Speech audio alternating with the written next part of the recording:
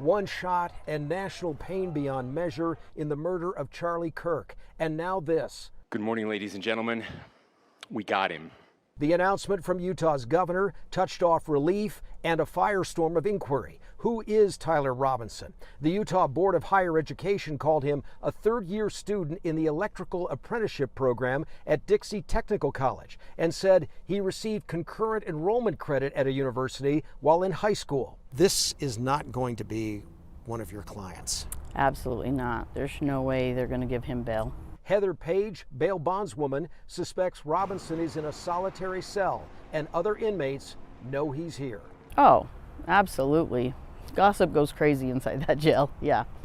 They know. Oh yeah, I'm sure of it. Prosecutors began reviewing evidence today. They say they will file charges against Tyler Robinson on Tuesday, and he'll see a judge that afternoon. South of Salt Lake City, I'm Brian Malahy reporting. Well, the overwhelming emotion that I've heard today is shock. I'm at the suspect's apartment in St. George. You can see it's still an active crime scene. There is crime scene tape up behind me, and police presence is still here, although it is waning. Earlier today, this parking lot was buzzing with law enforcement officers from the FBI, the Washington City Police, UHP officers, and the St. George Fire Department. I spoke with residents in this neighborhood who said at first they weren't really sure what was going on. There wasn't a lot of communication, but once they saw that crime tape go up and the media come out, they started to put two and two together. I spoke with one resident, Jesse Riley, who lives a few doors down from Robinson. He says they parked next to each other and he would see the gray Dodge Challenger daily. He said in retrospect, he noticed that the car was missing for the past few days, but it wasn't until photos of that vehicle started circulating online that that piece connected for him. Riley said he was already upset about the passing of Charlie Kirk. To know his neighbor may have been responsible has been hard to process. Obviously there's, the thoughts that kind of go through your mind of why it happened in Utah probably, versus obviously not just because he lived here, but maybe a Utah event is going to be more lax on security. Everybody's a little bit more pumped up that Charlie Kirk's in town because, we're all seeing from a common viewpoint. So the last thing we're thinking is that there's going to be somebody of an opposite viewpoint, there to do harm. So that was, what was really hard to wrap my mind around initially. And then you add this on top and I'm like, is this even real right now? This is reality? We also learned this morning from police reports and Governor Cox that Robinson's family said that he started to get more political over the past few years. They also told law enforcement that Robinson was aware that Kirk was coming to Utah on his college tour and that he said he disagreed with Kirk and his teachings. In St. George of Kelleher, KUTV 2 News. The probable cause statement says that Tyler Robinson was actually seen on campus 4 hours before the shooting.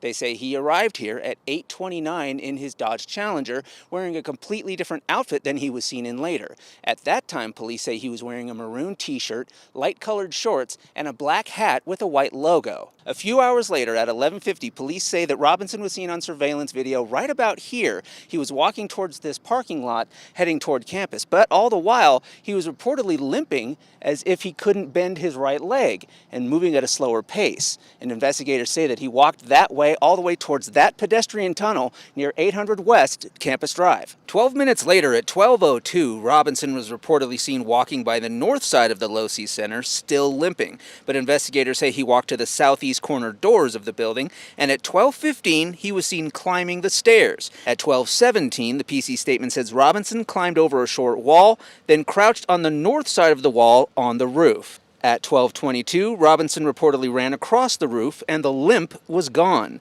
The PC statement says he laid down in shooting position, and 1 minute later, at 12:23, the fatal shot was fired. Officials explain how Robinson scrambled to escape. He's going to come out on the right, moves to this far right corner. As he does, he's going to climb off the edge and then drop down to the ground. As he did that, he left some palm impressions. Now at 12:24, the video reportedly shows Robinson dropping from that corner right there. And after he cut across the lawn by the parking lot, police say he then crossed the street on Campus Drive, where he came to a grassy area with trees. Now this grassy area that is blocked off right now is reportedly where they did find the .30-06 bolt-action rifle wrapped in a dark towel.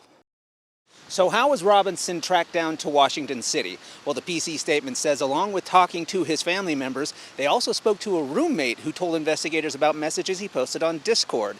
And one of those messages reportedly talked about how he needed to pick up a rifle from a drop spot. Paul Nelson, KUTV 2 News. How can we possibly coexist with people who want to kill you? Conservative activist Riley Gaines says she's still processing Charlie Kirk's death. I'm reluctant to admit it, but this does leave me afraid. Last spring, police arrested 5 people during one of Gaines' speaking events at Portland State University in Oregon.